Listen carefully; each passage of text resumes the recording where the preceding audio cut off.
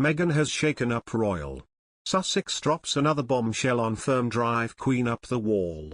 Meghan Markle has released the third installment of her new podcast series, just moments before the Queen takes part in a vital royal engagement. The Duchess of Sussex has released the third episode of her Spotify podcast Archetypes this morning. The installment sees Meghan speak with American TV star Mindy Kaling about the stigma of the singleton. It comes as the Queen is imminently due to welcome outgoing Prime Minister Boris Johnson and his successor Liz Truss following her success in the Tory leadership contest.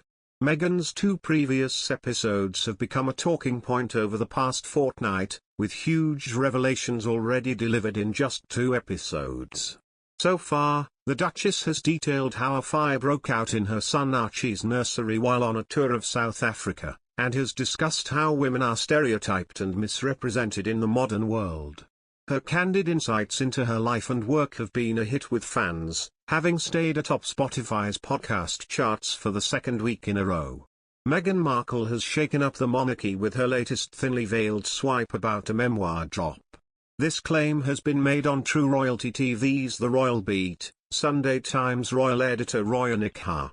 The expert started off by addressing Meghan's thinly veiled threats against the royal family and said, "The thinly veiled threats that came in Meghan's interview with The Cut, I think, she probably hopes it does feel threatening to the royal family. But I think there's a lot of eye-rolling, going, we're used to this by now. That phrase, I have a lot to say until I don't, and I've never signed anything that restricts me from talking. There was a very strong inference there. And, of course, the reminder that she keeps a journal, and her revelation that, when we came back to Windsor, to Frogmore Cottage for the Jubilee, I rediscovered my journal that I'd left there. I was astonished to discover that she had left a highly private diary behind in Windsor, rather than taking it back. She's mentioned a couple of times in the last year or two that she kept a journal, and I think there is a very strong inference that Meghan could write her own memoir. She even went on to suggest, most of their belongings were packed up a long time before they even left for Canada and America, so packing up was done. Certainly when Eugenie lived there for a while with her husband and child, they had the run of the house. I think that most of Harry and Meghan's belongings that remained, which weren't many, were stored away. So I don't think she came back and packed up the whole house.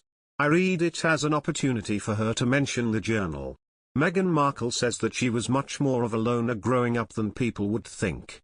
On an episode of her Archetypes podcast Tuesday, the Duchess of Sussex remarked that she was an ugly duckling with massive frizzy, curly hair and a huge gap in her teeth when she was younger. Were you not the pretty one growing up? Actor Mindy Kaling asked the royal, who answered with an emphatic no, oh God, no.